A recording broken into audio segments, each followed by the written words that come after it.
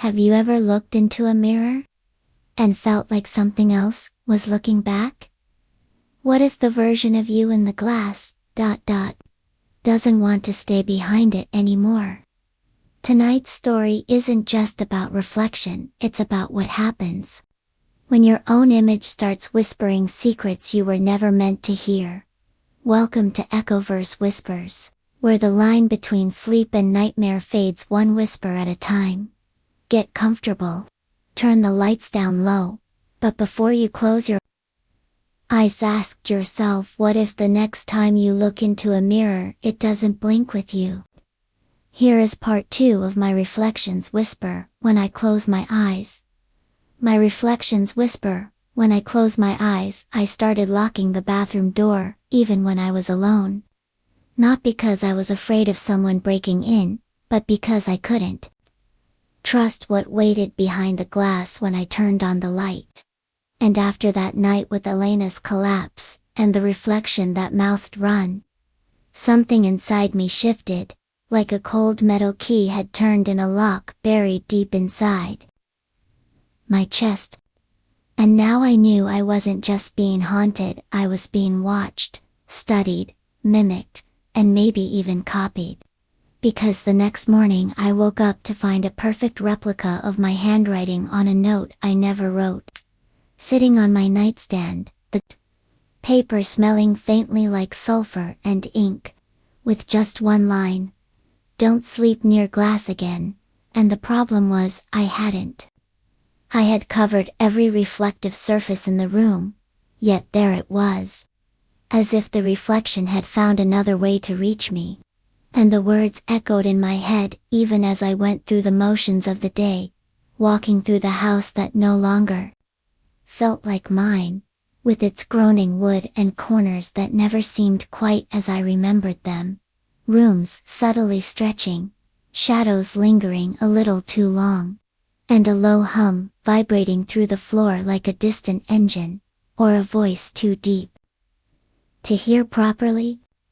I caught Elena staring into a pot of boiling water on the stove, lips moving soundlessly, her eyes glossy and unfocused. And when I called her name, she jumped like she'd been shocked and dropped the spoon, which clattered on the tiles like a gunshot. And she turned to me, terrified, whispering, "I saw it again, me, but older, with no eyes." And I didn't know what to say, because I'd started seeing the same thing.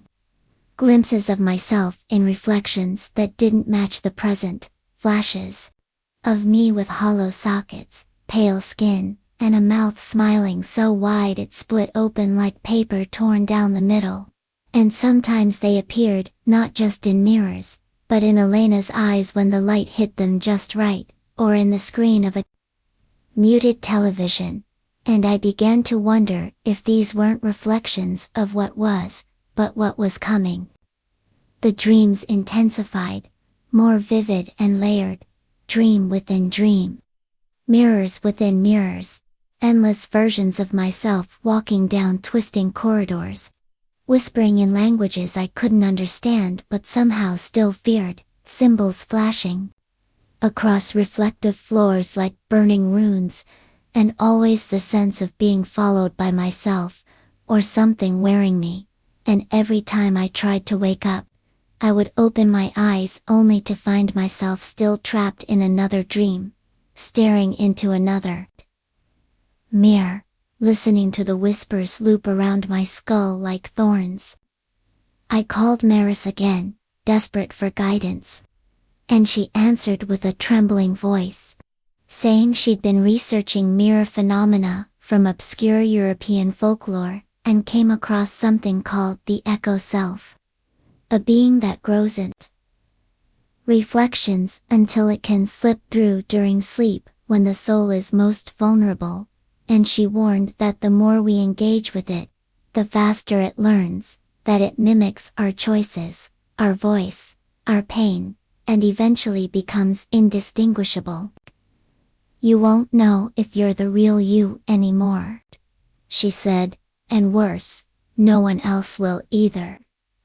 Which stuck with me, because that's exactly how I'd started feeling, disconnected, hazy, like I was moving through fog, and I began questioning if the real me had already been pulled into the glass, screaming silently from the other side, while the version in my skin smiled and lived for me.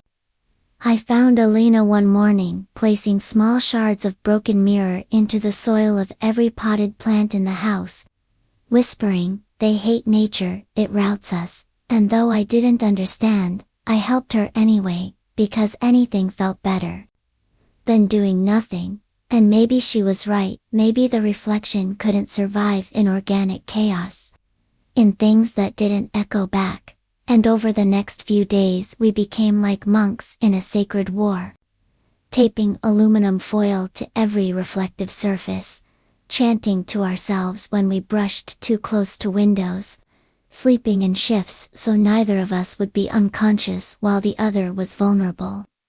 But despite our efforts, the whispers never stopped, only grew smarter, began to sound more like people we missed. Our parents, our childhood friends. Voices that lured us toward uncovered surfaces like sirens. And once I saw Alina reach out, fingers trembling, toward the blank screen of her laptop that she swore had been turned off, and I had to slap her hand away before it touched the glass. And the moment she blinked, her eyes filled with tears and she screamed, "It almost got me," and I believed her. Then came the day the mirrors in the hallway all cracked at once, every single one, shattering not with the sound of breaking glass, but with a kind of low moan, like air being released from a tomb, and inside each jagged piece I saw different versions of us. Not reflections, but possibilities. Timelines perhaps, where we had lost our minds, or had already become the things behind the glass, and I felt the pull then, a sickening gravity trying to draw me inward.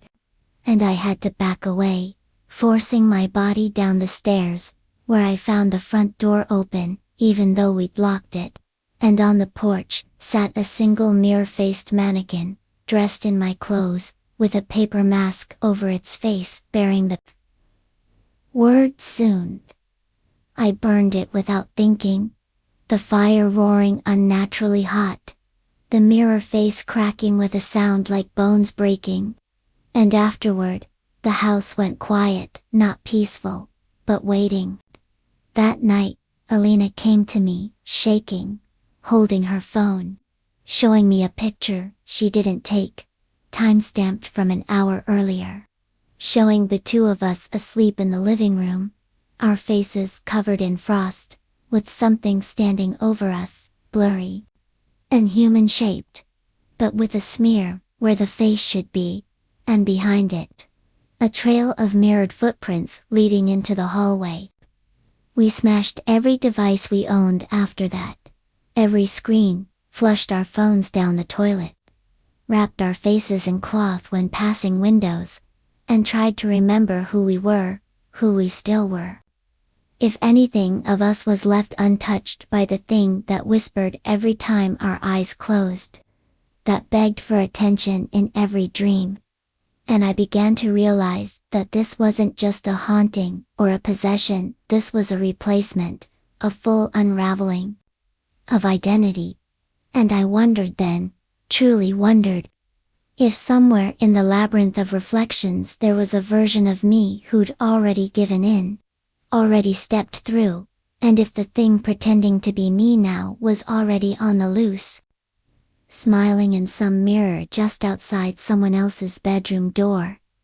Here is part 3 of my reflections whisper when I close my eyes. My reflections whisper when I close my eyes. The third night, after burning the mannequin, I woke to find my reflection already awake, standing still in the mirror, while I lay frozen in bed. And even though my limbs were heavy with sleep, my eyes refused to shut. Trapped in a state of awareness that allowed me to watch as the thing behind the glass mimicked the shape of my body but not the stillness. pacing behind the silver surface with a strange stiffness, like a puppet learning how to walk, its head tilting in odd angles, pausing only to press its face against the inside of the mirror. Eyes wide open and mouth slack with anticipation, as if it knew I was watching and wanted me to know it wasn't pretending anymore. And the sound it made was not a whisper this time, but a low vibration that made the floor beneath me tremble softly. Like something was calling from beneath the floorboards or inside the walls. And when I finally managed to scream Elena's name, she burst in with wild eyes and a pillow clutched to her chest, saying she'd been dreaming of me clawing at her window from the inside, except her bedroom window didn't have a ledge and was 3 stories up. We agreed not to sleep that night, not even in shifts, and instead sat in the living room with every mirror covered and every candle lit, talking in low tones about childhood memories just to anchor ourselves, to remember who we were, because lately I had started forgetting things, words, colors, names, like my own brain was being overwritten from the inside, and when I glanced at Elena, I could see the same worry blooming behind her eyes, a look that said she wasn't sure I was still me either. At one point, she asked, "What if we're both already gone and the real us is still screaming behind the glass?" And the silence that followed stretched so long it felt like something broke between us, a thread we couldn't tie back together. And I knew then we had to do something, had to find the source of this, or the pattern, or whatever it was that gave the reflections power. So the next morning we visited Maris in person, driving 3 towns over to reach her in the crumbling Victorian house she called her research nest. And she looked worse than I expected. Hair matted, eyes bloodshot, a string of small cuts lining her forearms like rituals gone wrong. And when she opened the door, she didn't greet us, but instead stared at us for a full minute before whispering, "Did they send you, or are you still yourselves?" And only after we recited a code phrase she'd texted weeks ago did she let us inside, where every surface was covered in salt lines and black cloth and the smell of iron and herbs hung heavy in the air. She told us everything she could, flipping through journals and sketchbooks, filled with diagrams of mirrored dimensions, folklore from Eastern Europe, the Balkans, South America, places where mirrors were once feared as portals or traps for wandering spirits. And in one old torn journal, we found an entry about a phenomenon called the twin within, a theory that some reflections were sentient shadows birthed by traumatic energy or prolonged exposure to grief forms that lived behind our likeness, evolving in secret, watching us through every glance we threw at the mirror until they learned how to become us more perfectly than we ever were. And she pointed to a passage that read, "When they speak, you're no longer sleeping. You're remembering the voice you left behind," which chilled me more than anything because I had started hearing whispers that felt like memories I hadn't lived, and dreams that weren't mine but somehow felt more familiar than reality. We begged Maris to help us sever the connection, and she agreed to try a ritual she called the cracking, a mirror confrontation designed to force the reflection to reveal its true nature, and either bind it back or banish it completely. But she warned, it would only work if we didn't break eye contact, and that the moment we felt recognition or compassion toward what we saw, it would mean we were no longer separate. We prepared that night in her house, drawing sigils in chalk, lighting black candles that gave off no heat, and facing one large mirror that she claimed came from a haunted asylum in 1913, saying it had memory in its glass. And as I sat before it, with Elena beside me, I felt an unbearable pressure build behind my eyes, like something pushing forward from within, And when I opened them, and stared into the glass, the room behind my reflection was different. Not Maris's room, but our childhood bedroom, down to the peeling wallpaper and our twin beds, and I saw a version of myself sitting on the edge of the mattress, smiling slowly as it leaned forward and whispered, "You left me here, you forgot me." And I felt a pain in my chest, so deep and strange I nearly looked away. But Maris's voice came from behind me, chanting in a language that made the reflection twitch violently and the mirror ripple like water. And Elena's reflection began to bleed from the eyes, reaching toward her through the glass with fingers that extended longer than they should. And for a moment I thought it was over, that we were going to be dragged in, but then the mirror cracked. Not fully shattered, but spiderwebbed, like it was resisting. And a sound, like a long exhale, escaped from it as both reflections froze, and slowly sank backwards into the darkness beyond the silver surface, vanishing completely, and we gasped as the room returned to normal. Or at least the silence settled again, and Maris collapsed with a nosebleed, muttering, "That wasn't all of it, it never is." We returned home thinking we'd won something, that we'd cut the cord, but the next morning, Elena found a photograph on the kitchen table of the two of us standing in front of our childhood home, but we hadn't been there in over a decade. And in the photo, our eyes were black pits, and the reflection in the window behind us was grinning with all our teeth, and more. And on the back of the photo was scribbled, "Round one ends when you close your eyes," and that's when I realized.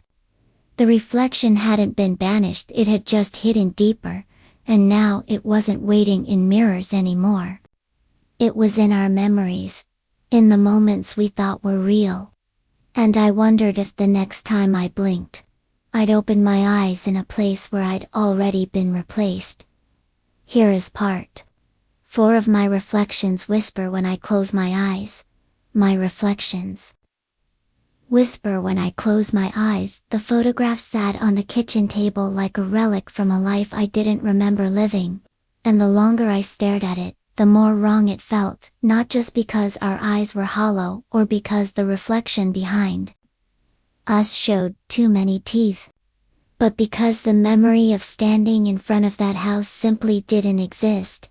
And when I showed it to Elena, she went pale and whispered, "That's the dress I burned in high school," and the realization sank in that the reflections weren't just mimicking us anymore.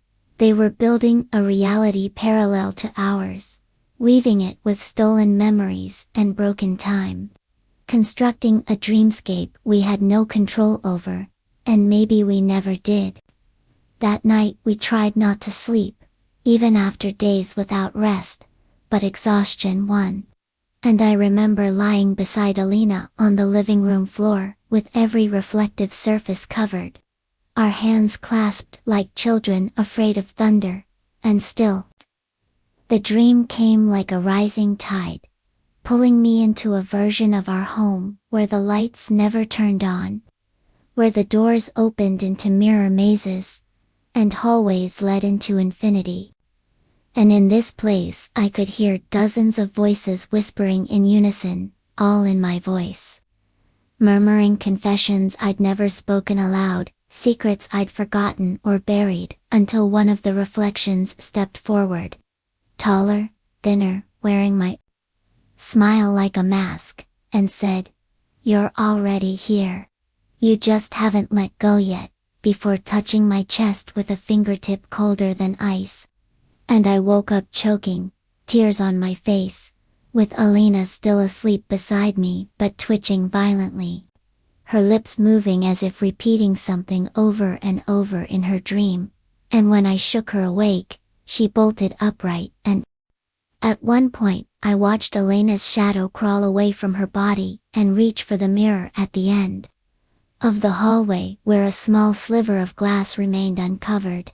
And I barely had time to throw a blanket over it, before the thing inside pressed its face against the surface, mouthing the word ready, with a hunger that made my stomach turn. I asked Maris if she could help us seal the house, and she said the house wasn't the problem anymore, that the infestation had moved inside us, that reflections live not just in glass but in thought, in memory, and if we'd let them in through dreams, then they'd nested deep. And sealing the house is like locking the windows after the poison's already in your lungs. Which made sense in a terrible way, because we'd both started to forget small things, like how many steps led to the second floor, or what color our old bedroom walls were, and sometimes I'd catch Alina writing something in her journal, only for the page to be blank when I looked, or for the letters to be backward, swirling, as if written by someone inside a mirror.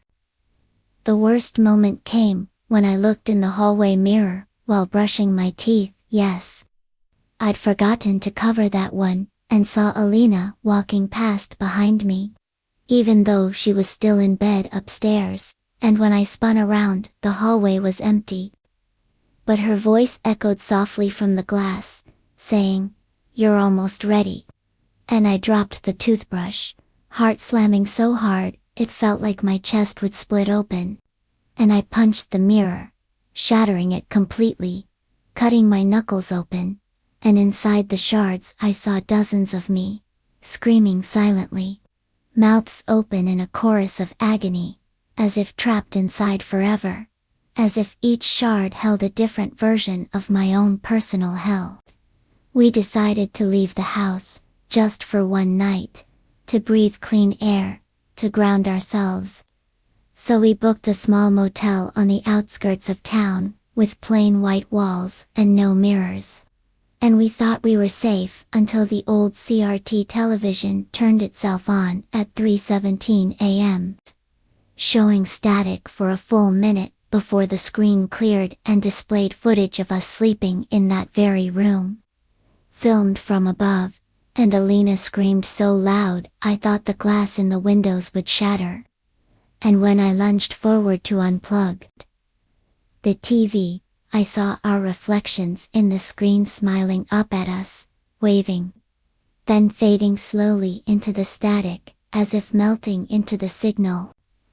We fled without checking out, without grabbing our bags.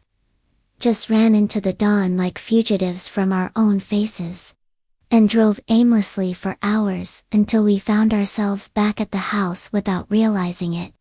Like our feet and tires had been guided there, and inside the front door was a new note, written in blood, pinned with a broken shard of glass that reflected nothing. "You keep trying to run from what's already behind your eyes." And Alina broke down completely, curling into herself on the living room rug, whispering that she remembered now. Remembered being pulled into the mirror during a fever when she was 8, remembered screaming while no one heard, and a copy of her stepping back into the world while she watched from the inside. And maybe, just maybe, she never made it all the way out. I held her as the wind howled around the windows, and the covered mirrors throbbed like living things, and I felt the truth settle in my bones like frost. This wasn't a haunting, wasn't a possession, it was a metamorphosis, and every time we blinked, the thing behind the glass grew stronger, more patient, more real, waiting for the moment we stopped fighting and simply forgot we were ever anything else. Here is part 5 of my reflections. Whisper when I close my eyes. My reflections whisper when I close my eyes. We stopped trusting our own memories after that night at the motel. Not because we wanted to doubt ourselves, but because the moments we held onto were beginning to shift in texture, turning brittle or false, like photographs slowly being overexposed in reverse, the colors draining or rearranging, and more than once I remembered events Alina swore never happened. Like our parents taking us to the lake house one summer even though she insisted we never had a lake house, And when I tried to prove it with an old photo album, all the pictures of that trip were blurred, our faces stretched or duplicated like someone had taken the negatives and tried to develop them through a mirror instead of a lens. Alina began drawing compulsively in the margins of her journal. Endless circles layered within each other, always with eyes in the center and always with tiny cracks branching from the edges. And sometimes she would wake in the middle of the night to find she'd drawn while asleep. Pages filled with what she called the map back, though she could never explain what it meant. Only that it came to her in dreams where she wandered in endless hall of mirrors, chased not by a monster, but by a version of herself that walked backward and moved like a puppet underwater. I tried to ground myself through ritual, writing down what I remembered each morning, keeping tally marks on the kitchen wall for each day I believed was real, but even those began to fail when I realized the marks would sometimes move overnight, shift positions, or split into different sets, as if some other version of me was keeping a record too. And on one particularly cold morning, I found a second set of tally marks scratched into the underside of the bathroom sink, perfectly mirrored in direction and shape. And that was when I understood that I wasn't just at war with something trying to replace me. I was competing with it, step by step, day by day, memory by memory, as if we were both racing towards some final convergence point where only one of us could remain. The worst part was that the rules had started changing. No longer were the reflections bound only to glass or screen. Now they showed up in shadows, in puddles, even in the shine of a doorknob or the gleam on a countertop. And sometimes I would blink and see my own face in places it couldn't be, just for an instant, mouthing silent phrases I could never remember but always felt in my chest like echoes after thunder. Maris stopped responding to our calls and texts, and one night I drove to her place and found it abandoned. The door hanging open, the inside gutted, the walls smeared with reversed writing that said, "You gave it shape," and a trail of black candle wax leading to a broken mirror at the center of the floor, with a single fingernail resting on its edge, like a token left behind in some silent bargain. I didn't tell Alina everything I saw there, only that Maris was gone, and maybe safer wherever she'd gone.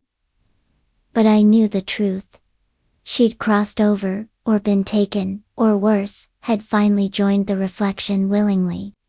And I feared Alina might be next because she was growing quieter, speaking less, her voice hollow when she did, like it echoed not from her throat but from some distant corridor inside her. And sometimes she would answer questions I hadn't asked yet, or say something just before I was about to speak.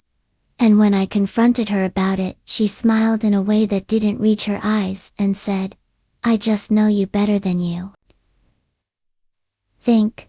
And I had to leave the room before I panicked, because for a moment I couldn't tell if I was talking to Alina or her echo. Our house had become a liminal space, more hallway than home, doors leading to rooms that were no longer in the right places. The basement door now opening to an impossible stairwell that spiraled downward far too long, and once I dropped a spoon down it and never heard it land. Just silence that stretched so long it made my ears ring. And I knew the reflection world was leaking into this one, warping space to accommodate itself, turning familiar walls into portals and known paths into traps. And every mirror in the house had begun to hum at the same time each night to 44 a.m. A low vibration that started in the glass, but spread into the floorboards, into our bones, like a call to come closer. And one night, I caught Alina sitting in front of the hallway mirror at that exact time. Eyes closed, lips moving in a steady rhythm, her hand outstretched toward the surface just as it began to ripple like warm water. And I pulled her away just in time, and she sobbed afterward, saying she didn't even know why she was doing it, only that she felt like someone she loved was calling her from the other side. I began boarding up parts of the house, nailing doors shut, sealing corners with salt and string and charcoal, trying to create a space untouched by reflection. But even then, the whispers came when I closed my eyes, no longer distant but inside my head, speaking with my voice, telling me I was tired, that I didn't have to fight anymore, that I could let go and sleep, that it would all be easier if I just surrendered. And I almost believed it, almost leaned into the comfort of that voice, until I remembered that's exactly what it wanted.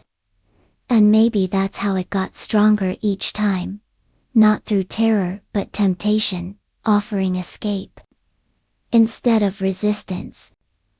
The turning point came when we found the crack in the wall behind the old wardrobe. A hairline fracture in the drywall that pulsed faintly when we touched it. And when we pried it open, we found another room, a room that didn't exist on the blueprints, filled with dozens of broken mirrors stacked like coffins, each one wrapped in newspaper clippings about missing people, most of them children. And in the center of the room was a mirror still intact, glowing faintly, showing not our reflection but a version of the house that was burning, its windows shattered, its walls bleeding light. And in the center of that scene was a figure wearing my face, smiling with blackened teeth and holding out its hand as if offering to pull me through. And for the first time I understood this wasn't just about me and Elena, it was bigger, older, a cycle repeating through generations, a reflection passed like a curse, and the more attention we gave it, the more shape it gained, and the more shape it gained, the more it could enter. And as we stared into that final mirror, I realized it had all been leading here, to this room, to this confrontation, and that the final battle wouldn't be physical but mental. A war of belief, of identity, of memory, and we had already lost pieces of ourselves to it. And now the question wasn't how to banish it, but whether there was enough of us left to fight it off one more night. Here is part 6 of my reflections whisper when I close my eyes.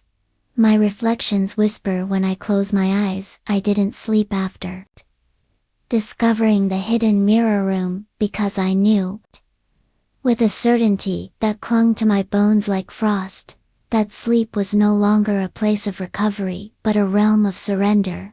And now that the reflection had a space of its own within the house, one it had clearly carved out through years of patient influence, I realized it had become more than a mimic or shadow. It had become a sovereign thing, a resident entity growing stronger with every thought we gave it, every glance at glass, every night spent recounting its presence in whispers and fear. And I felt it stretch in the seams of the walls, press behind the mirrors we hadn't smashed, its fingers curling along the edges of reality, like someone gently pulling loose a thread they intended to unravel completely. Alina stayed away from the mirror room, saying she could hear humming behind the door even when it was closed, a melody in reverse, like a lullaby meant to seduce the mind into stillness. And though she refused to say it aloud, I could tell she recognized the tune, something from childhood perhaps, a song once sung by someone we no longer remembered clearly. And I wondered again if the reflection's power lay not in creating new horrors but in bending old truths until we questioned which parts of our past had ever been real. I started noticing moments of stillness in Alina that felt too perfect, too rehearsed, like dimensional, someone learning to replicate natural human pauses. And I hated the thought, but had to confront it, that maybe the reflection had already taken pieces of her. stitched itself into her expressions, like mold threading through bread. Subtle at first, but eventually spoiling the entire whole. And the more I watched her, the more I saw brief flashes in her eyes of something detached. A glimmer that didn't blink right, or a smile that held a second too long, and each time I noticed it, she would catch me staring and ask, "You still think I'm me, don't you?" And I would lie and nod because the truth was too dangerous to final. And even if she wasn't entirely Alina anymore, the part of her that remained needed me to believe she was. The reflections had begun learning speech, no longer just mouthing or echoing but crafting full sentences in my voice, often laced with doubt or temptation. And once I heard one behind the upstairs mirror whisper, "You could live without guilt and hear no memories, no pain, just peace." And when I backed away, my feet felt heavier than they should, as though I was walking through a world with thickening gravity, like the air around the mirrors was starting to bend and drag, pulling us closer, whether we wanted it or not. Then came the night of the mirror storm, a term I would later come to use, as if it were a real meteorological event, when every uncovered reflective surface in the house pulsed in unison at precisely 3:17 a.m., emitting a low resonance that vibrated our teeth and made the light bulbs shatter one by one, plunging us into a surreal chaos of flickering candles and echoing voices that rose from every wall, floor, and mere fragment, like a choir of versions of us reciting timelines we hadn't lived, reciting choices we never made, showing us visions of lives where we'd been cruel or careless, showing Alina strangling me in a hallway I didn't recognize, showing me walking calmly into a mirror while Alina banged on the glass from the other side, and as we clung to each other amid the chaos, I realized the reflections weren't trying to kill us, they were trying to replace us with versions of ourselves more willing to surrender. The house groaned like something alive, and I watched as the wallpaper peeled back to reveal writing underneath, thin scrawled sentences etched in ink and charcoal. "To enter is to become. Reflections outlast the flesh, and the longer you look, the more it remembers you." And I couldn't help but wonder who wrote these warnings, and whether they had failed or if they were trying to help whoever came next. And that thought chilled me more than any whisper, because it meant others had come before us. Others had found this house, found these mirrors, and vanished into their own distorted selves. The mirror room itself began to change, too, its geometry no longer consistent. The walls stretching and twisting, so that entering it felt like walking into the lungs of something breathing. And the intact mirror at the center now glowed faintly. Even when the room was closed off, the air around it warm and smelling faintly of lavender and decay. Like something once beautiful had rotted over time, and Alina said we should smash it. Just destroy the last portal and see what happened. But I had the feeling that doing so might not close the door, it might open it fully, like breaking the window on a submarine, letting the pressure equalize in a single catastrophic rush. So instead I began researching rituals for containment. Drawing from Maris's journals, old folklore, and even dreams. Writing symbols that appeared to me in flashes during half-sleep. Symbols that shimmered with a kind of innate gravity, as though they held ancient rules older than the mirror curse itself. We began painting these glyphs around the mirror room, using ash, salt, and oil. Chanting not from any known language but from the cadence the whispers seemed to fear. A rhythmic defiance we invented ourselves, and for a few days, the house grew still, quiet enough to let us believe we were making progress, that we'd pushed it back, but silence is a liar in haunted places. And we should have known the calm was just preparation, just the inhale before the next breath of terror, because on the fourth night, Alina woke screaming, claiming she'd seen a mirror version of me, walking past her bed, touching her face, whispering things in our mother's voice. And I didn't know how to comfort her, because I'd seen her too in the hallway, standing perfectly still with her back to me, even though I knew she was asleep in the living room. And when I whispered her name, the figure didn't move, just flickered like an image, struggling to hold its shape, and I felt that flicker behind my eyes as well, as though my own presence in this world was becoming increasingly fragile, tethered by thought and memory alone. The next morning, all the covered mirrors had been uncovered, the cloths neatly folded beside them, and scrawled in condensation on the hallway wall were the words, "Let's switch, you'll rest better." And that was when I knew the reflection wasn't going to keep asking, it was preparing to take, and the only question that remained was whether I had enough of myself left to keep it out, or if I would wake up one day with my reflection smiling, and me watching from the other side. Here is part 7 of my reflections. Whisper when I close my eyes. My reflections whisper when I close my eyes on the 7th night.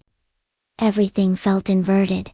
Not visibly at first, but subtly, like the weight of gravity had shifted just enough to make walking feel off balance.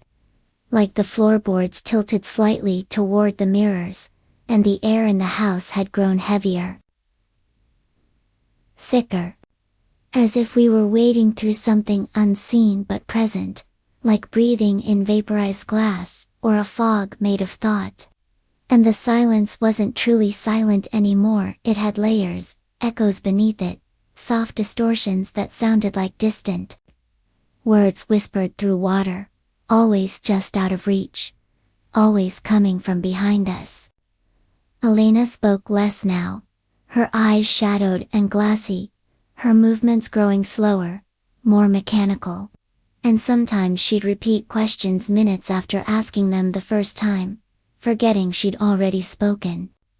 And I kept pretending everything was fine, because I couldn't face the possibility that she might already be halfway replaced, her consciousness leaking into the reflection world like dye in water. But the truth was written all over her, the subtle twitching of her fingers, the way she'd catch her own reflection in a spoon or a window, and smile slightly, like she was greeting someone she trusted more than me. The glyphs we'd drawn around the mirror room began to peel and curl as if reacting to heat, and one morning I found them rearranged into spirals, not the protective circles we had designed. And when I checked the footage on the single security camera I'd installed in that hallway, the video glitched at precisely 3:33 a.m. And for 3 full minutes, it showed someone or something crawling from the mirror room on all fours, moving like a spider made of human limbs, head jerking unnaturally every few steps, pausing only to press its face against the lens before vanishing into the hallway where it triggered no alarms, no sound, just static, and then nothing. I deleted the footage and didn't show Alina, because she'd stopped sleeping entirely, and was starting to murmur things in her rest phrases like, "I remember the dark garden, and don't trust the second me," and once she whispered, "The mirror in the mirror leads to the original." And I didn't know what that meant until I opened an old compact mirror and held it in front of the hallway one, creating that infinite tunnel of reflections, and deep in the center of that endless loop, I saw something move, far too small to exist, but real, unmistakably crawling toward me through the corridor of light, and I slammed the compact shut so fast it cracked. I reached out again to the only person who might still help Maris's old mentor, a woman named Unia, who lived off the grid in the northern woods and specialized in symbolic mirror theory and psychodisplacement. And after driving hours to find her, I showed her the journal pages, the photos, the glyphs, and she didn't flinch, didn't question, only said, "It's not just a reflection, it's your possibility shadow. And once it fully develops, it becomes autonomous, it chooses whether to keep you as a memory or erase you entirely." And I asked her how we stop it, how we kill it, and she just laughed and said, "You don't kill it, you starve it, by forgetting it exists."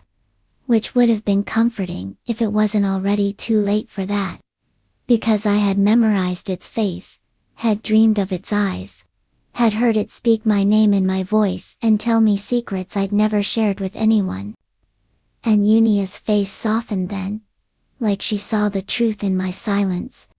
And she gave me one last warning.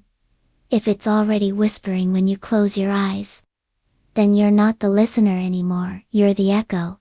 And I drove home. Without turning on the radio, without looking in the rearview mirror, afraid of what might be sitting in the back seat, afraid of what shape my own shadow might have become while I was gone. When I returned, Alina was gone, not missing, not taken, just gone, all her things still in place.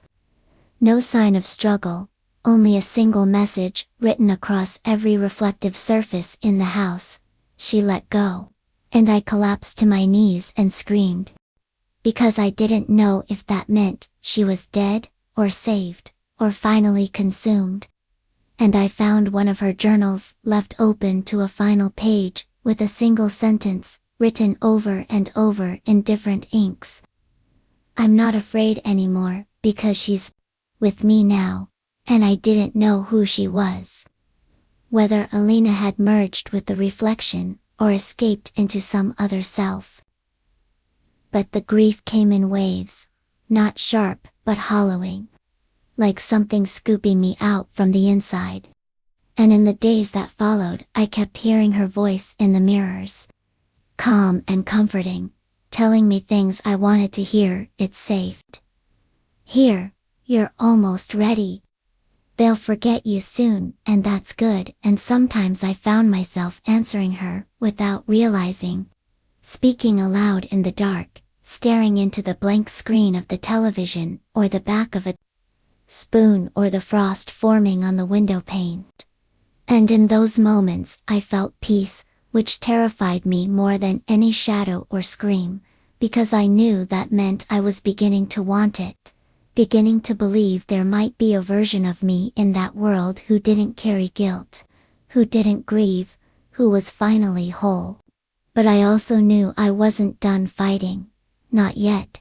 Because something in me still burned when I stared into the mirror room, into that single intact pane at its heart, and saw not just myself, but all the versions I refused to become: liars, cowards, monsters, martyrs. And I made the choice to rebuild the glyphs, to cleanse the space again with salt and ash, to record my thoughts in ways the reflection couldn't mimic. Scrawling them onto physical walls, chanting them aloud every morning so I could remember who I was, even if only for a few hours each day. And I began sleeping in 15-minute intervals, never long enough to dream, never long enough for the reflection to whisper without interruption. And I stopped speaking to my image entirely, giving it nothing, not even eye contact. And for a few days I believed I was winning again, until the hallway filled with fog one morning. Thick and cold and impossible to breathe through, and when it cleared, I found a new mirror, mounted on the front door. One I'd never placed. And in it I saw Alina smiling from the other side. Eyes glowing faintly, mouthing, "We're waiting." And I understood then that the mirror world didn't need me to die or give in, it only needed me to believe she was happy there, to want to join her, and the moment I did, I would no longer know which side of the glass I truly belonged on. Here is part 8 of my reflections whisper when I close my eyes. My reflections whisper when I close my eyes. The 8th night bled into morning without sunlight. Just a smothered gray leaking through the curtains like the sky had forgotten how to rise. And I woke to find every reflective surface in the house covered, again, not by me, not by my hands, but by a fabric I didn't recognize. A deep blue velvet sewn with intricate threads of black symbols I couldn't decipher but somehow understood. Like reading the language of a dream you've had so many times it becomes native. And each cloth pulsed faintly beneath my fingers like skin over a heartbeat, warning me that something had changed while I slept, something fundamental about the boundary between this side and the other. And as I stood staring at the mirror in the hallway still covered, still humming beneath the cloth, I noticed that my own reflection now lived in my peripheral vision. Always there, just behind the veil of what I could directly see, watching me in windows that didn't face mirrors, in water that hadn't yet been touched, in shadows cast not by light but by memory. And I began hearing her voice, not just in the night, but in the moments between thoughts.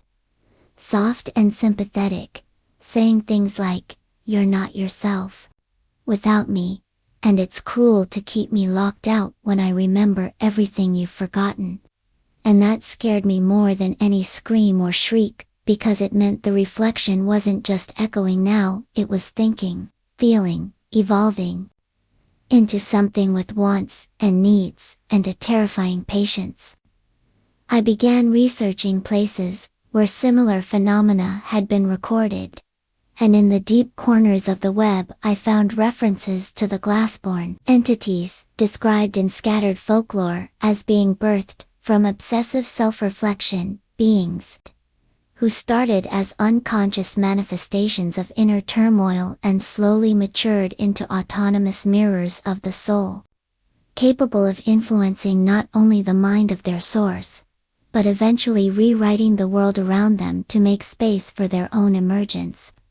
And as I read on, I found a specific phrase that chilled me. The whisper becomes a voice when remembered by both sides, and I knew then that the more I responded, even with silence, the stronger it grew, because attention was acknowledgement, and acknowledgement was nourishment.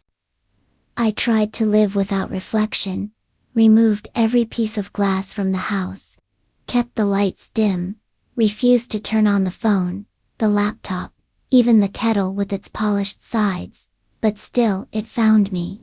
In puddles on the floor, in the lacquered grain of the wooden door, even in the gloss of my own eyes, when I caught sight of them in a photograph. And every time I blinked, I saw her closer, clearer, like the distance between us narrowed one frame at a time.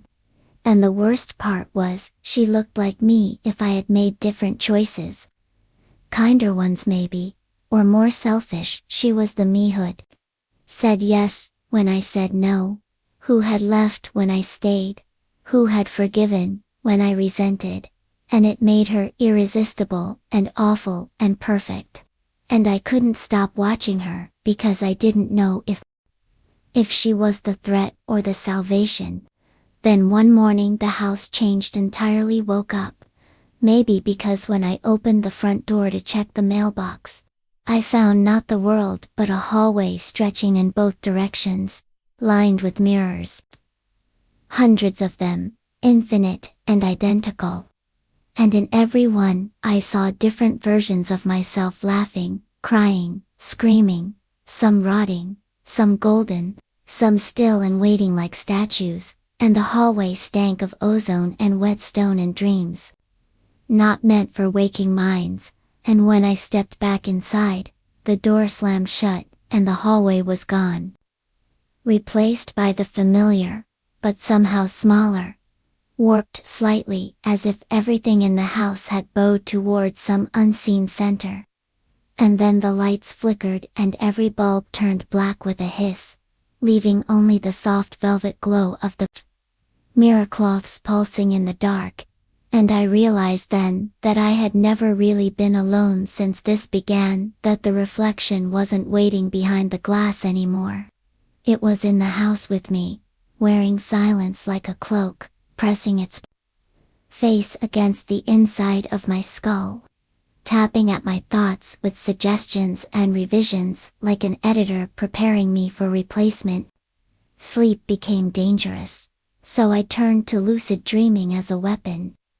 Using ancient methods from dream-walking rituals I found buried in Unia's notes, teaching myself how to step consciously into the dream and mark boundaries, set traps, build safe zones from memory. And during one of these nights, I found Elena in a dream, not the reflection of her, but the real one, hidden in a memory from when we were kids. Sitting on the dock at our grandparents' lake house, skipping stones, and she looked at me and said, "Don't forget the rhythm, it's how they get in." And when I asked her, "What rhythm?" she just held up a mirror from the lake and it reflected stars I'd never seen before, spinning too fast, blinking in 3s and 5s. And I woke up gasping, the taste of lake water in my mouth, and a stone in my hand that hadn't been there the night before. From that point on, the reflection began showing cracks, its whispers grew impatient, its smiles faltered, and once I caught it mimicking a laugh I hadn't laughed in years. One I thought I'd forgotten, and I knew it was reaching into memories I hadn't even accessed, trying to construct a better me from my own discarded selves. And I began to suspect that the mirrors weren't just portals, they were archives. That every reflection had recorded everything I'd ever done in its gaze. And by staring into them all my life, I'd unknowingly built a copy of myself, more detailed than I could ever be. And now that copy wanted to live. Then came the whisper that broke everything. It didn't come from a mirror, but from inside my own voice as I muttered to myself in the kitchen. Unthinking, just narrating like people do when alone, and suddenly I said, "We remember what you forgot," in a tone that wasn't mine, and I dropped the glass I was holding, and it shattered. Not into shards but into fragments that rearranged on the floor into symbols from the velvet cloths. And I knew then that I had spoken with two mouths, that the reflection wasn't separate anymore. And I was either merging or being overwritten. And if I didn't find a way to lock it out soon, I wouldn't know which thoughts were mine and which ones were its invitations. I locked myself in the attic, the only room left without a mirror, and there I began carving my story into the wood beams, every truth, every memory, every moment I could still verify as mine, because if I vanished, if I was replaced or consumed or walked willingly into that other place, I wanted someone to know I had been here, that I had fought, that I had remembered the rhythm, that I had not gone quietly. And even now as I write this, the whispers are growing louder, closer, and I feel eyes on me from behind the ceiling boards. And the velvet cloth over the hallway mirror has begun to rise and fall, as though something on the other side is breathing in sync with me. Waiting for the moment I finally look again. Here is part 9 of my reflections whisper when I close my eyes. My reflections whisper when I close my eyes on the 9th night. The attic pulsed like a living organ, the wood creaking with rhythm. Instead of wind, and the carvings I'd etched into the beams, my memories, my anchors had begun to shift, as though they no longer belonged to me. Their lines rearranging into symbols, too perfect to have been made by my trembling hand, and when I ran my fingers over them, I felt warmth, not heat from the sun or breath, but memory warmth, like the fading echo of a dream you're sure belonged to someone else. It was then I realized I had forgotten my mother's face completely. Utterly, not just her features, but her presence, her smell, her voice. And I knew the reflection was taking more than just my attention now. It was claiming ownership of the mind's real estate, repossessing moments I could never remake. And in its place were new memories, alien but seamless. Days I'd never lived, but now remembered in crystal clarity, walking down a hallway lined with mirrors that sang in unison, swimming in lakes of glass beneath a shattered sky, speaking in reflections that echoed forward instead of back. I clawed at my scalp that night, desperate to hold on to something that still felt mine. And when I finally dared to look into the small mirror I had buried beneath the attic floorboards, my last test, my final defense, I saw not my face but Elaine. Older, stranger, her eyes milky like frostbitten pearls, her mouth moving in reverse, lips curling backward to form a sentence that slithered into my brain. Like a thread being pulled. We're waiting for the first you to remember the last. Us, and I dropped the mirror as blood poured from my nose in long black ropes, soaking the floor with memories I could no longer hold. The next day, I awoke outside, lying in the backyard with grass pressed into my cheek, and the sky swirling above like a ceiling of smeared oil paints, and all around me, every reflective surface, puddles, windows, the glint of a neighbor's wind chime showed not the world but the attic. Like the universe had folded and decided that was where I still belonged, or perhaps where I had never left. I ran to the house, pounding on the door, only to see my own face answer from inside, calm and unblinking. Wearing my clothes and speaking to someone I couldn't see, saying, "He's almost finished now. One more spiral and he's home." And the reflection me didn't acknowledge me, didn't even glance at the glass through which I watched, as if I'd become the echo and he was the origin, and I turned and ran, stumbling across the street into the woods behind the neighborhood, seeking distance, silence, anything, but the trees grew like antennae now, long and twisted and covered in bark that shimmered like obsidian.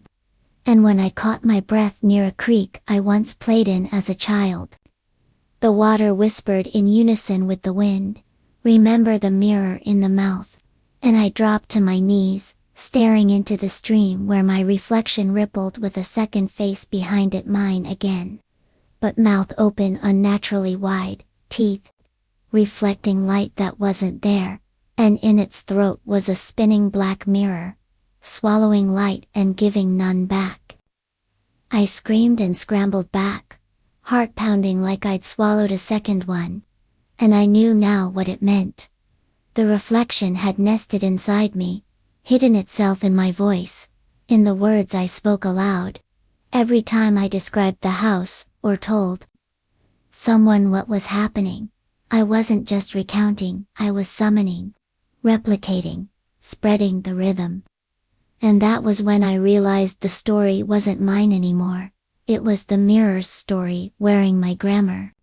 A virus told in sentences, and I resolved that night to stop speaking, to write only when necessary, to burn the pages after, to think in images, not words, and for a time the whispers lessened, like static fading on an untuned radio, until I found the old tape recorder Elena used to use in college for her audio journals, tucked inside a shoebox in the closet of her old room. And it was already on, red light blinking, recording, though the battery should have been dead years ago. And I pressed play with trembling fingers, and heard myself reciting this very thought, this very moment. Voice eerily calm. He finds the recorder and presses play, and in doing so, returns the echo, and I dropped it, heart skidding inside my ribs. and the light turned solid red again, and a second voice joined mine, a distorted version, warped and guttural, repeating after me with a 2-second delay, forming a chorus of me and not me, real and reflected, echo and origin, until the house around me began to shift, walls breathing, floor curling upward like the spine of a beast waking from hibernation, and I knew it was time to finish the circle, to close the door, or walk through it. I returned to the attic, everything inside buzzing like an engine, and pulled away the velvet cloths from all the mirrors I had hidden, exposing them one by one until they formed a spiral of reflections around the center beam, and I stood inside that spiral and stared at the final mirror, the original one. The one Alina had first touched when this began, and I asked it not what it wanted, but what it remembered, and the surface rippled like water, and out of it came hundreds of voices. Not words but images sung into sound. Birthdays I never had. Funerals that hadn't happened yet. Places that didn't exist on maps but felt like home, and I felt myself splintering, becoming vast and thin, spread across every version of me ever imagined.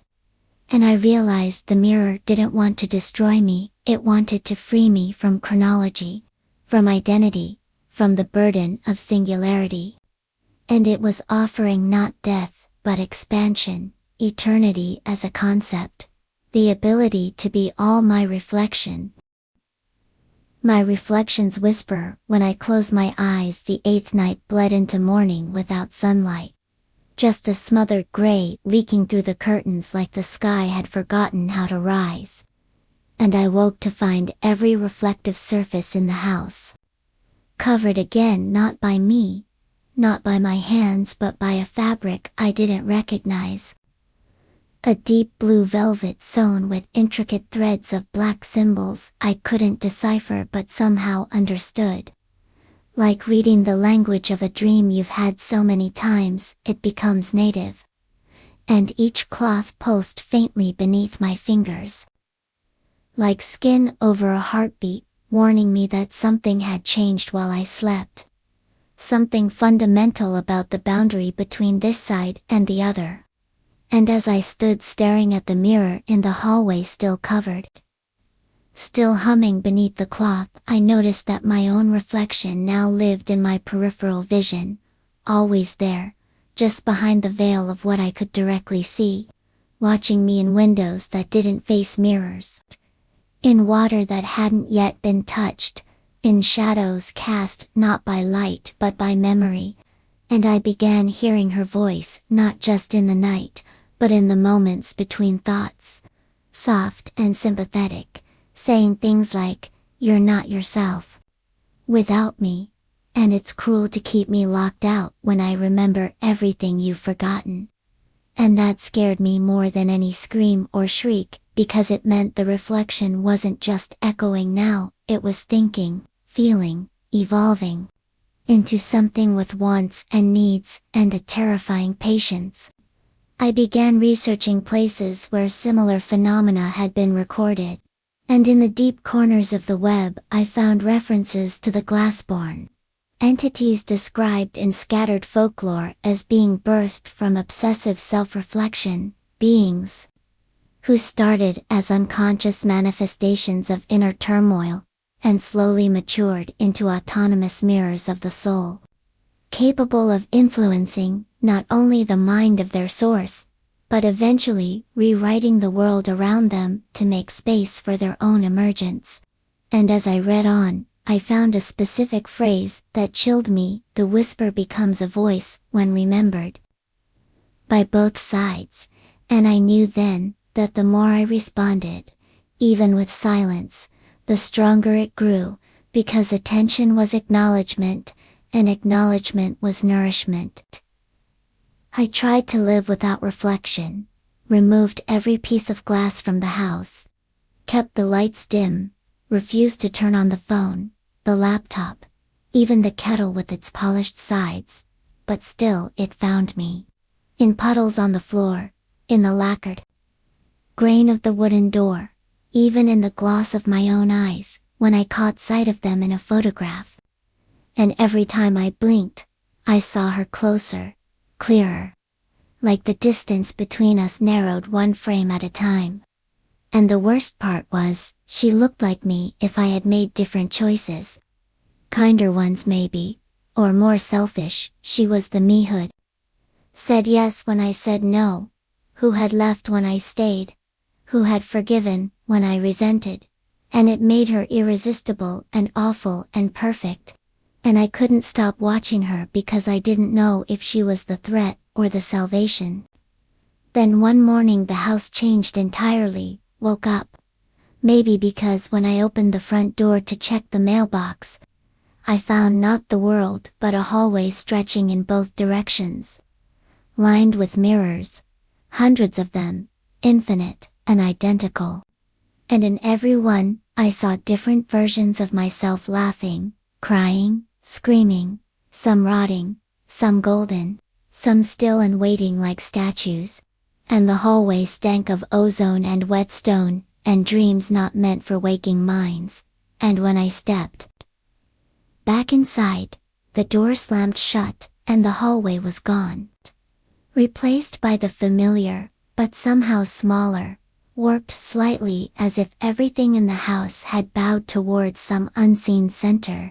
And then the lights flickered and every bulb turned black with a hiss, leaving only the soft velvet glow of the mirror cloths pulsing in the dark, and I realized then that I had never really been alone since this began, that the reflection wasn't waiting behind the glass anymore. It was in the house with me, wearing silence like a cloak, pressing its face against the inside of my skull, tapping at my thoughts with suggestions and revisions, like an editor preparing me for replacement. Sleep became dangerous, so I turned to lucid dreaming as a weapon. Using ancient methods from dream-walking rituals, I found buried in Unia's notes. Teaching myself how to step consciously into the dream and mark boundaries, set traps, build safe zones from memory. And during one of these nights, I found Alina in a dream, not the reflection of her, but the real one, hidden in a memory from when we were kids. Sitting on the dock at our grandparents' lake house, skipping stones. And she looked at me and said, "Don't forget the rhythm, it's how they get in." And when I asked her what rhythm, she just held up a mirror from the lake and it reflected stars I'd never seen before, spinning too fast, blinking in 3s and 5s. And I woke up gasping, the taste of lake water in my mouth and a stone in my hand that hadn't been there the night before. From that point on, the reflection began showing cracks, its whispers grew impatient, its smiles faltered, and once I caught it mimicking a laugh I hadn't laughed in years. One I thought I'd forgotten, and I knew it was reaching into memories I hadn't even accessed, trying to construct a better me from my own discarded selves. And I began to suspect that the mirrors weren't just portals, they were archives. That every reflection had recorded everything I'd ever done in its gaze. And by staring into them all my life, I'd unknowingly built a copy of myself more detailed than I could ever be. And now that copy wanted to live. Then came the whisper that broke everything. It didn't come from a mirror, but from inside my own voice, as I muttered to myself in the kitchen. Unthinking, just narrating like people do when alone. And suddenly I said, "We remember what you forgot," in a tone that wasn't mine. And I dropped the glass I was holding, and it shattered. Not into shards but into fragments that rearranged on the floor, into symbols from the velvet cloths. And I knew then that I had spoken with two mouths, that the reflection wasn't separate anymore. And I was either merging or being overwritten. And if I didn't find a way to lock it out soon, I wouldn't know which thoughts were mine and which ones were its invitations. I locked myself in the attic, the only room left without a mirror, and there I began carving my story into the wood beams. Every truth, every memory, every moment I could still verify as mine, because if I vanished, if I was replaced or consumed, or walked willingly into that other place, I wanted someone to know I had been here, that I had fought, that I had remembered the rhythm, that I had not gone quietly. And even now as I write this, the whispers are growing louder, closer, and I feel eyes on me from behind the ceiling boards. And the velvet cloth over the hallway mirror has begun to rise and fall, as though something on the other side is breathing in sync with me, waiting for the moment I finally look again. Here is part 9 of my reflections whisper when I close my eyes. My reflections whisper when I close my eyes. On the 9th night, the attic pulsed like a living organ, the wood creaking with rhythm instead of wind, and the carvings I'd etched into the beams, my memories, my anchors, had begun to shift as though they no longer belonged to me, their lines rearranging into symbols, too perfect to have been made by my trembling hand. And when I ran my fingers over them, I felt warmth, not heat from the sun or breath, but memory warmth, like the fading echo of a dream you're sure belonged to someone else. It was then I realized I had forgotten my mother's face completely, utterly, not just her features but her presence, her smell, her voice.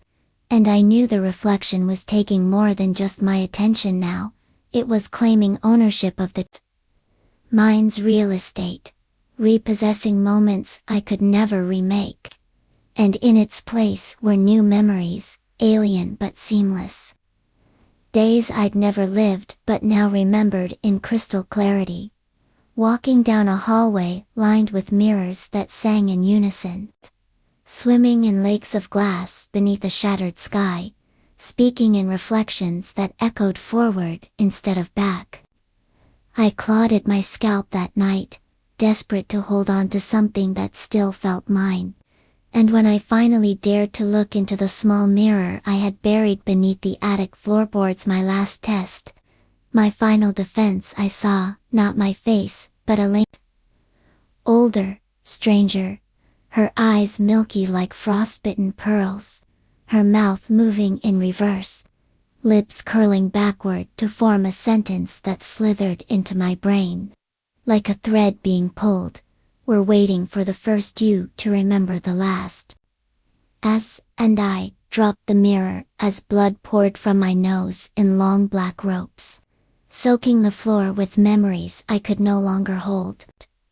The next day, I awoke outside, lying in the backyard with grass pressed into my cheek, and the sky swirling above, like a ceiling of smeared oil paints. And all around me, every reflective surface, puddles, windows, the glint of a neighbor's wind chime showed not the world but the attic. Like the universe had folded and decided that was where I still belonged, or perhaps where I had never left. I ran to the house, pounding on the door, only to see my own face answer from inside, calm and unblinking. Wearing my clothes and speaking to someone I couldn't see, saying, "He's almost finished now. One more spiral and he's home." And the reflection me, didn't acknowledge me. Didn't even glance at the glass through which I watched. As if I'd become the echo and he was the origin, and I turned and ran. Stumbling across the street into the woods behind the neighborhood. Seeking distance, silence, anything, but the trees grew like antennae now, long and twisted and covered in bark that shimmered like obsidian. And when I caught my breath near a creek I once played in as a child, the water whispered in unison with the wind, "Remember the mirror in the mouth." And I dropped to my knees, staring into the stream where my reflection rippled with a second face behind it, mine again. But mouth open unnaturally wide, teeth reflecting light that wasn't there, and in its throat was a spinning black mirror, swallowing light and giving none back. I screamed and scrambled back, heart pounding like I'd swallowed a second one. And I knew now what it meant. The reflection had nested inside me, hidden itself in my voice, in the words I spoke aloud. Every time I described the house, or told someone what was happening, I wasn't just recounting, I was summoning, replicating, spreading the rhythm. And that was when I realized the story wasn't mine anymore. It was the mirror's story wearing my grammar. A virus told in sentences, and I resolved that night to stop speaking, to write only when necessary, to burn the pages after, to think in images not words, and for a time the whispers lessened, like static fading on an untuned radio, until I found the old tape recorder Alina used to use in college for her audio journals, tucked inside a shoebox in the closet of her old room. And it was already on, red light blinking, recording, though the battery should have been dead years ago. And I pressed play with trembling fingers and heard myself reciting this very thought, this very moment. Voice eerily calm. He finds the recorder and presses play. And in doing so, returns the echo, and I dropped it, heart skidding inside my ribs. And the light turned solid red again, and a second voice joined mine, a distorted version, warped and guttural, repeating after me with a 2-second delay, forming a chorus of me and not me, real and reflected, echo and origin, until the house around me began to shift, walls breathing, floor curling upward like the spine of a beast waking from hibernation, and I knew it was time to finish the circle, to close the door or walk through it. I returned to the attic, everything inside buzzing like an engine, and pulled away the velvet cloths from all the mirrors I had hidden, exposing them one by one, until they formed a spiral of reflections around the center beam, and I stood inside that spiral and stared at the final mirror, the original one, the one Alina had first touched when this began, and I asked it not what it wanted, but what it remembered, and the surface rippled like water, and out of it came hundreds of voices. Not words, but images sung into sound. Birthdays I never had. Funerals that hadn't happened yet. Places that didn't exist on maps but felt like home. And I felt myself splintering, becoming vast and thin, spread across every version of me ever imagined. And I realized the mirror didn't want to destroy me, it wanted to free me from chronology, from identity, from the burden of singularity. And it was offering not death, but expansion, eternity as a concept. The ability to be all my reflections at once, and it was beautiful and monstrous and infinite. But I refused, I pulled away, screaming with a voice I'd buried deep. A voice that still belonged only to this version of me, and as I screamed, the mirrors cracked in unison, shards flying outward like wings made of glass, slicing into my skin. But not drawing blood, only light, pure and hot. And I collapsed in the center of the spiral, heart racing, chest rising with desperate breath. And the world around me began to settle, dust curling in the air like forgotten smoke, and I thought, just for a moment, it might be over, that I had broken the spiral, locked the reflection away, reasserted my timeline as the true one. But then I looked up and saw Elena standing in the broken frame of the attic door, her face soft, eyes glowing faintly, and she said, "You didn't break it, you just moved to the center." And she stepped forward, hand outstretched, and I knew she wasn't offering rescue or destruction, she was offering unity. The final merging of all that I was and had been. And I had to choose now whether to take her hand or run again into the endless maze of me. Here is part 10 of my reflections. Whisper when I close my eyes. My reflections whisper when I close my eyes. The 10th night came without warning. No sunset to mark its arrival, just a slow darkening of the air itself, as though the atmosphere had thickened with ink and memory. And as I stood frozen in the attic, facing the Elena, who stood in the splintered doorway, her hands still outstretched, glowing with that impossible soft white light like moonlight filtered through frost. I didn't take it. I turned and ran down the stairs, through the hallway where the mirrors now flickered like dying television screens, each showing moments I didn't remember living, arguments I never had, people I'd never met who wept when they saw me. And I realized then that these reflections weren't just alternate timelines or stray hallucinations. They were fragments of futures I'd rejected and pasts I'd edited out, all bleeding together now because the boundary was gone.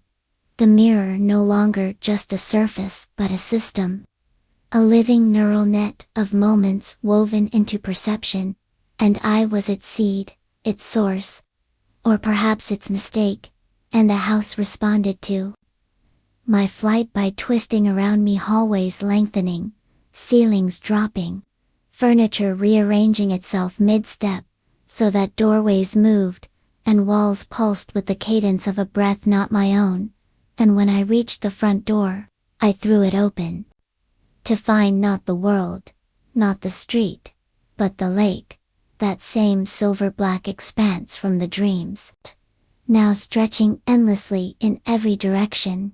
No wind, no ripple, no sky above it, only a vast reflection of my own house floating beneath the water, inverted and impossibly distant, and I knew the reflection had grown large enough now to project its own reality outward, swallowing the world one remembered piece at a time, until all that was left was its version, its memory of me. Not me. And I dropped to my knees on the porch, breathing hard, looking down at the wood beneath me which shimmered with tiny mirrored cracks. And I whispered a name I hadn't spoken in years.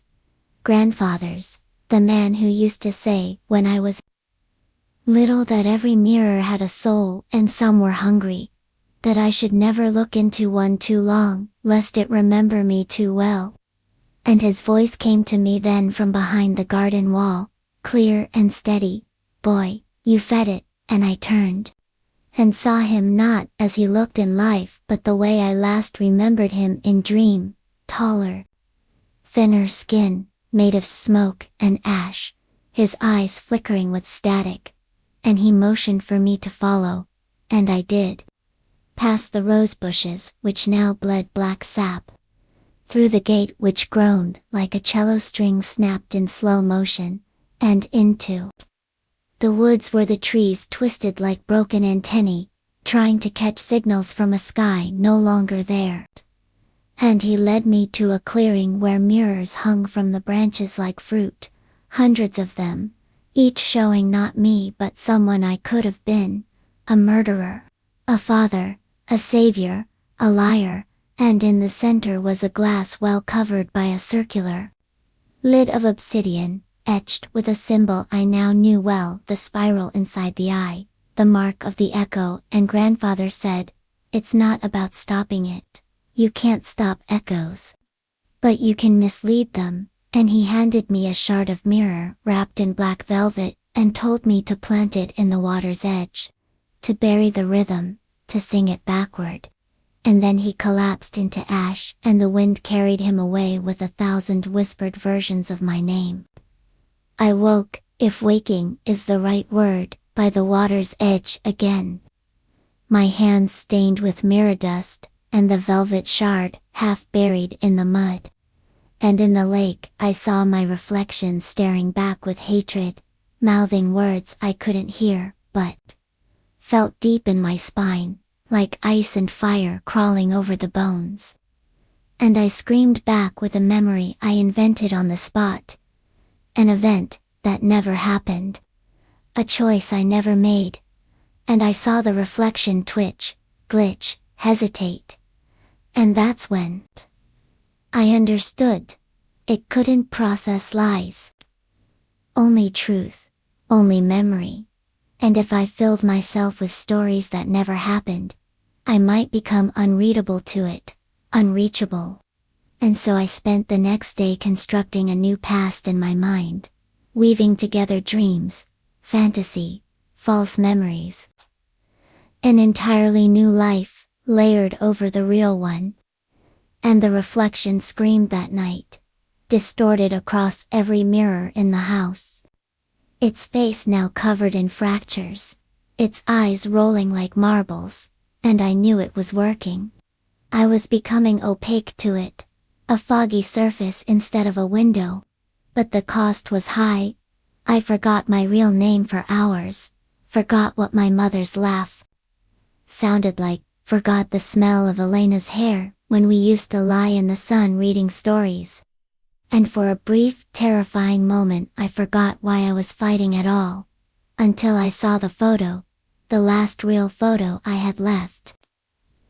Tucked behind the old clock, me and Elena at the lake, both laughing, eyes squinting. The sunlight catching her ring just right, and I wept because I knew that memory was real. Because I still felt it in my chest, not just my head, and I folded it into the new memory, hid it there, protected it like a seed in winter. And I knew that if I could keep even one true thing alive, I could outlast the mirror's hunger. That night, I returned to the attic, now almost entirely fused into a dome of shattered reflections, every surface showing variations of myself caught mid-sentence, mid-death, mid-birth. And I stood in the center and began to speak my false life. Aloud, a litany of invented sins and imaginary glories. And the mirrors began to crack, shriek, some melted like sugar under flame. And the floor beneath me dropped away into blackness. And I fell through memory and myth, through my own faces speaking in loops. Until I landed back in the hallway. The original hallway, clean and untouched, and Elena stood there, her face now lined with time, but her eyes hers again, not the mirrors, not the echoes, but hers. And she said, "It found me too, but I forgot it before it could finish." And she took my hand and led me down the hall into a room I hadn't seen in years. My childhood bedroom, untouched, filled with toys and books, and a single mirror, with a white cloth gently draped over it. Not velvet, just cotton. And she said, "If we remember who we were before the mirror, it can't hold us." And together we sat before it, not uncovering it, not fighting it, just sitting, remembering, whispering childhood songs and stories. Reciting dreams and fears from a time when reflection was just glass.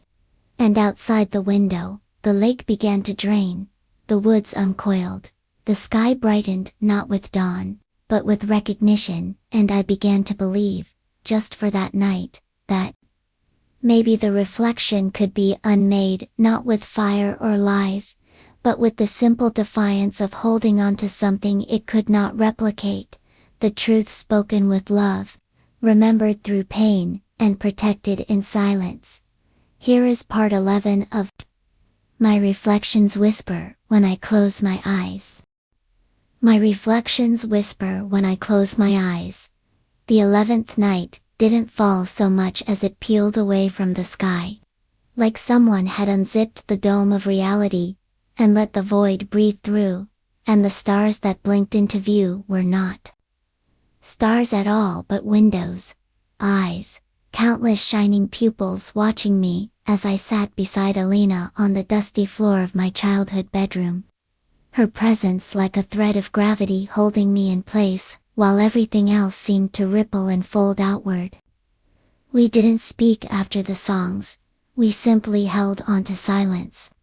Trying to remember not the melodies, but the moments behind them, what it had felt like to be small, to be safe, to not yet be noticed by the reflections, and I could tell she was fading, not physically, but in the way a photograph fades over time, losing edges and warmth. Her hands still firm in mine, but the temperature of memory cooling rapidly. And when I looked into her eyes, I saw that same soft static that had haunted. The mirrors now beginning to cloud her irises. And I knew she had given too much of herself to pull me back, and now the echo wanted her again. I stood and lifted the cloth from the small mirror in the corner, expecting to see myself, but there was only black. Not an absence of reflection, but a deep, endless tunnel lined with glass. Every surface showing a different possibility of what might happen next. What I might become if I stepped away from this moment. And I saw myself laughing in a world where Alina had never disappeared. Sobbing in a cell with mirrors for walls. Floating in space with only my own face for company. And in every single vision, I was alone. The only constant in an infinite spread of broken futures. And the whisper came again, not from the mirror, but from inside my mouth, as though my breath had been hijacked. Take her place and close the door. And I staggered back, horrified, as Alina stood slowly. The mirror's pull now tugging at her like gravity. Her hair lifting slightly, as if caught in an unseen current. And she whispered, "It needs someone, it always needs someone, and I bought you time," but I couldn't let her go again. Not after everything, and I felt a surge of something ancient rise in my chest, not rage, not grief, but defiance, the raw, burning need to protect something real, and I took the mirror in my hands and screamed into it every false memory I had created. Mixing truth with fiction, until the tunnel inside began to twist, warping and collapsing like a dying star, and I shattered it against the floor. Shards flying like silver teeth, cutting nothing but air, and the room went silent, utterly silent. Not the quiet of peace, but the suffocating vacuum of a space where sound had never existed. Alina collapsed into my arms, still breathing, still hers, and I felt for the first time, that maybe, just maybe, I had closed one door but the house groaned above us, the attic still alive, still beating like a hidden heart, and I knew the mirror's source had never truly been that small pane of glass. It had only been a keyhole, and something larger was pushing through the frame of reality itself. We left the bedroom, and found the hallways had shifted again. Now lined with picture frames where mirrors once hung, each image moving slightly, like memories refusing to be still, and the air pulsed with something close to music, but it wasn't a song. It was breathing, layered and deep, like the house had lungs, and I whispered to Alina, "It's in the foundation," and she nodded like she already knew. Like she had always known. And we descended into the basement. The only place left untouched in all this chaos. A room we had sealed off as kids, because of the way our reflections used to move too slowly in the old water heater tank. The way we'd hear knocking when the lights went out. 5 taps in rapid succession like a secret code. And when we reached the base of the stairs, we saw it, an enormous mirror embedded into the far wall, a circle nearly 10 feet across, framed in iron and bone, its surface undulating like oil, and behind it stood a version of me I had never met. Tall, gaunt, eyes solid black, mouth too wide, fingers pressed against the glass like he wanted out but didn't need to ask anymore. And beside him stood hundreds of others, other versions, all silent, all still, waiting. And I realized this was no longer a reflection, it was a congregation. An audience, a chorus of selves that had been born in echoes and were now demanding their own existence. Alina grabbed my hand and said, "It remembers every time we looked away." And I asked her if we could still run, if there was still time to forget, to bury it all. But she shook her head slowly and said, "The only way out now is in." And before I could stop her, she stepped forward and placed both palms on the surface of the mirror. And it accepted her, not swallowing her whole but duplicating her instantly, infinitely across the surface, until I saw 1,000 Alinas staring back at me, each one mouthing different words, and from all of them came one sentence. Not in sound, but in thought. "Choose the version you can forgive," and I knew it wasn't talking to her, it was me. It was always me, and I stepped forward, not to touch the mirror but to look deeper, and I saw myself again.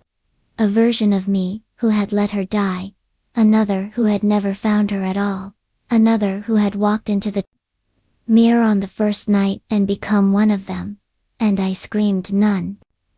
But the mirror responded by pulling me forward, my feet sliding across the floor like I was on ice, and I couldn't resist. And in the last second before I touched the surface, Alina reached out and pulled me back, not the one in the mirror, but the real her, the only one who still breathed. And she looked me in the eyes and said, "That's the trap, choosing a version is surrendering your own." And I understood then what she had done years ago. She had refused the mirror's question, never answered, never picked, and by holding on to her own uncertainty, she had remained untouchable, unreadable, and I had to do the same. We turned our backs to it together and walked out of the basement, each step like pulling teeth from the floor, and when we reached the top, we sealed the door with salt and glass and words made up on the spot, and the house fell silent again. Not because it was gone, but because it had retreated, waiting, always waiting. And in our hands we held each other. And in our minds we carried all the selves we refused to give away. Here is part 12 of my reflections whisper when I close my eyes. My reflections whisper when I close my eyes. The 12th night settled over us like a memory trying to be forgotten, thick and slow and filled with the echo of everything we didn't say aloud. And as the last sliver of daylight disappeared from the crooked window panes of the old house, I began to realize that silence itself was no longer safe, that even in the stillness there were whispers, not born from sound but from attention. As if merely thinking about the mirror was enough to awaken it again, and Alina, who had refused the reflections question, was now watching me with a worry that told me she knew the game wasn't over. Not yet, maybe not ever. Because, though we had sealed the basement and buried the shards, the foundation still hummed like it remembered being whole, and so we began walking the house in patterns, tracing old paths and hallways with salt and chalk, not to block anything in particular, but to remind ourselves where we had been, what corners we had passed through, what doors we had opened without meaning to, because memory had become fluid, thin, like old paint on glass, and we were slipping between versions of ourselves with every passing thought, every hesitation a doorway, every regret, a hand reaching through the mirror begging to be chosen. And that night, I dreamed of my own face in a field of grass that whispered when the wind blew. Voices made of every lie I'd ever told, chanting in unison that none of this was real, that Alina had never existed, that the house was just an asylum I'd invented to justify the madness curling behind my eyes. And when I woke, the world hadn't reset instead. It had doubled. Every object in the room now had a twin, slightly off, slightly older, like a copy made from memory, rather than fact. And when I touched the door handle, it flickered, switching between brass and bone, and something blacker than shadow. And I pulled away before it could recognize me. Because the reflections weren't just in mirrors anymore. They were in every surface that remembered light. Every object that had once seen me from an angle I didn't consider, and I realized the mirror wasn't a thing, it was a virus. A living architecture of repetition and resonance that spread through perception itself, and the more we thought about it, the more real it became. The more rooms it built, the more doors it opened, and the more copies of us it generated, waiting for us to stumble. To accept, to surrender, and I told Alina we needed to leave, but she said, "There is no leaving what follows you," and pointed at the ceiling, where faint footsteps echoed above. The same rhythm we'd heard as children, 5 slow knocks. Then silence. Then 5 again. Always 5. And I understood suddenly, that it wasn't just a knock, it was a code, a pattern, the same sequence that mirrored itself in our dreams. In the attics, floorboards, in the spacing of our footsteps when we walked in fear. And I said, "It's learning how to walk like us," and she nodded.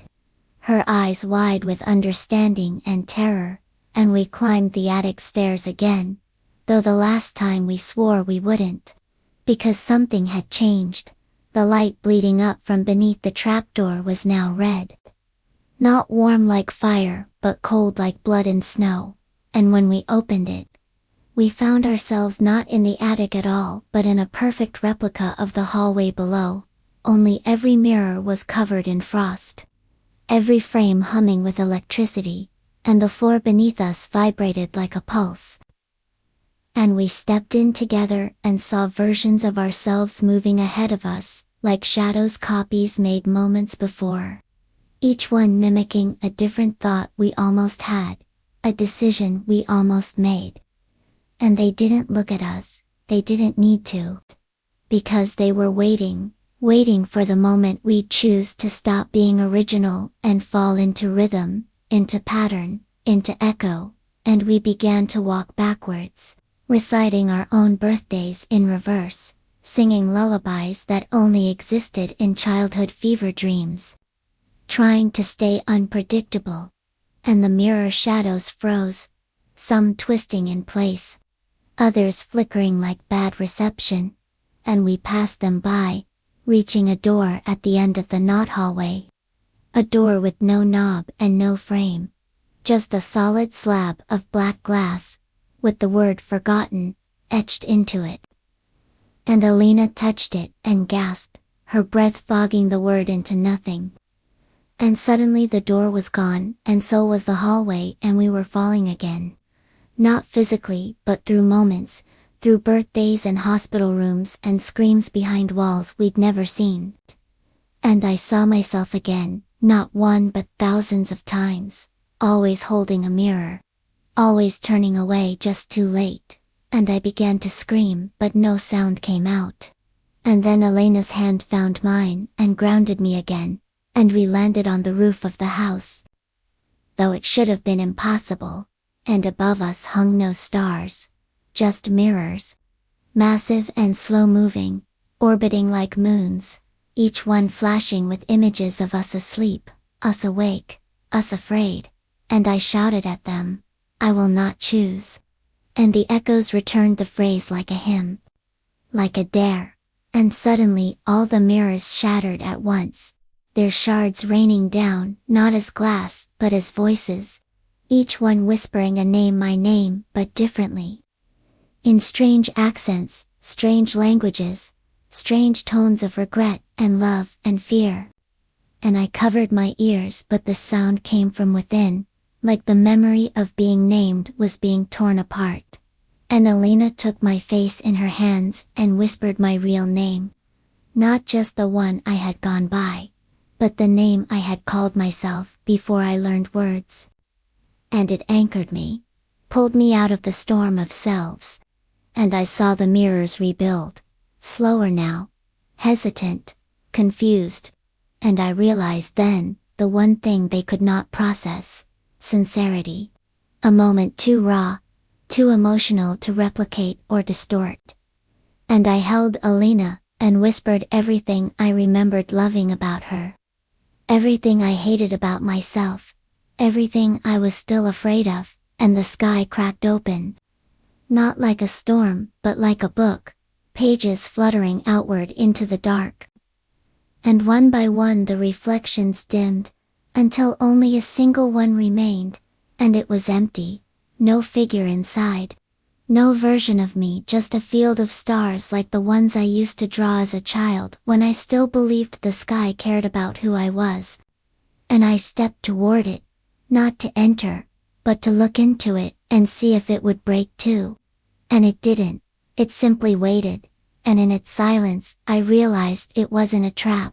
Not this one. It was a reminder, a piece of me that had never been mirrored, never been stolen, never been copied.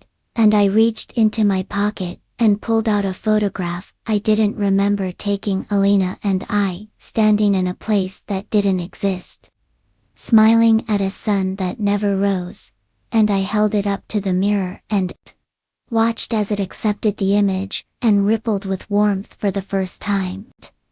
And Alina whispered, "One true moment can keep the echoes away for a while." And we climbed down from the roof, the stairs unfolding beneath our feet as we moved. And I didn't know if we had won or simply survived another night, but I felt for a single second whole. As though maybe I could close my eyes without hearing them whisper back. Here is part 13 of my reflections whisper when I close my eyes. My reflections whisper when I close my eyes. The 13th night came without warning, not slipping through the shadows or announcing itself with creaks and moans, but simply arriving, as if it had always been here and we were only just now noticing its shape, its breath, its pulse beneath the floorboards. And when I opened my eyes that evening, I didn't remember falling asleep, didn't remember closing them. Only that I had blinked, and suddenly I was somewhere not quite the house and not quite a dream. Standing in a hallway that bent in impossible ways, its angles mocking geometry, its walls bleeding with silver light that pulsed in time with my heartbeat. And I wasn't alone, not exactly, because beside me walked Alina. And yet her face shifted slightly with every glance, becoming not strangers, but possibilities. Versions of her that had lived through alternate decisions, alternate escapes, alternate losses, and each time I tried to speak her name, the word crumbled in my mouth like ash. And I knew then that this was the domain of the reflections. Not the house, but the space it touched when the mirrors opened wide enough. A reality made from memory, and fear, and repetition. And here, identity was not stable. Here I was, everyone I had ever been, and none of them at once. And I looked into the glass-lined walls, and saw an infinite number of mes, staring back, some laughing, some weeping, some clawing at their side of the mirror as if I had taken their only chance at freedom, and they began to whisper in overlapping voices. Some pleading, some threatening, some just calling out in confusion. And I grabbed Elena's hand, grounding myself to her presence. And she said nothing, only nodded as though she too remembered this place. And perhaps she did, because the reflections always took you somewhere. And you never quite came back the same, and we walked deeper into the corridor of selves. Past windows showing lives we could have had, one where we'd grown up together and never left the town. One where she had vanished at 12, and I had never searched for her. One where I had walked into the basement mirror and never returned, leaving only screams for my family to remember me by, and each glimpse came with a feeling, a weight, like an echo left behind in the chest. And I began to feel those selves gathering behind us. Not following, but multiplying. their steps echoing in reverse. So that for every step we took forward, a dozen others mirrored it backward, until the sound of our motion became a song of spiraling dissonance. And then the corridor split, not in two directions but into an ever-widening spiral. A maze of once flickered with every breath of the mirrors, but now remained solid, casting a pale glow that didn't quite touch the corners. And we both knew without speaking that the final mirror waited in the basement, the first and last, the one that had been there before the house was built, before walls were erected around it to contain its influence, before names and memories and identities were offered to its hunger like breadcrumbs dropped into a well with no bottom. And as we descended the wooden steps, each one groaning like the house exhaling a memory, the air thickened, not with cold but with presence, like walking into a cathedral made of sleep and sorrow. And at the bottom, we found the door ajar, as it had been on the first night. And beyond it, the mirror stood unbroken, vast, and utterly still, not mounted on the wall, but suspended in air like a vertical pool of mercury. And it did not reflect us, it showed only blackness, an endless absence that pulsed like a heartbeat. And when we stepped closer, the surface rippled without being touched. And voices rose, not whispers this time, but songs. Harmonies made from all the versions of ourselves we had encountered. All the echoes that had once clawed at the edges of our minds, now singing in unison, not in mourning but in becoming. And I understood then that the mirror was never meant to trap, it was meant to return. To reunite the fragmented pieces we scatter through time and memory and fear. To collect the scattered identities we shed to survive. And now, with a hand in mine, I stepped into the mirror. Not through it, but into it. Like sinking into warm breath, and inside there was no gravity, no up or down. Only drifting lights that pulsed with recognition. And each one was a memory I had forgotten. Each one a self I had denied. And they came to me, one by one, not accusing, but welcoming, the child who stared too long into the bathroom mirror. The teenager who whispered questions into glass at midnight. The adult who began hearing their name from the corner of reflections. The broken, the whole, the versions who ran and the ones who stayed. And I accepted them all, and with each acceptance, the mirror pulsed brighter, until I felt the pressure of collapse, not destruction, but fusion. And in that final moment, I saw the truth. The reflections were never other. Never separate, they were the parts of us we refused to carry. The truths we disowned to feel sane. The sorrows we buried so we could sleep. And now they were mine again. And I was theirs, and we became something whole, something indivisible. And I opened my eyes to find myself in the hallway once more, standing beside Alina, both of us untouched, unmarked, but utterly transformed. And the mirror behind us cracked, not shattered, but gently fractured, as if the tension it had held 4 lifetimes had finally released. And from its fractures spilled light, soft and golden, the kind that comes just before dawn. And the house began to breathe again, slowly, peacefully, as though it too had woken from a long, fractured dream. And for the first time, there were no whispers when I closed my eyes, only the sound of my own breath, steady, whole, and real. And Alina turned to me and said, "We made it," and I nodded, though tears blurred the edges of everything. And we stepped outside into a world that no longer shifted beneath our feet, where our reflections looked back at us without malice, without sorrow, only with recognition.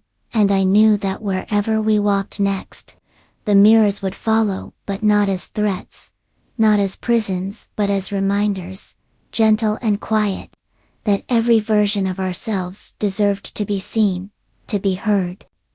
And to finally, after all the nights of whispering, rest.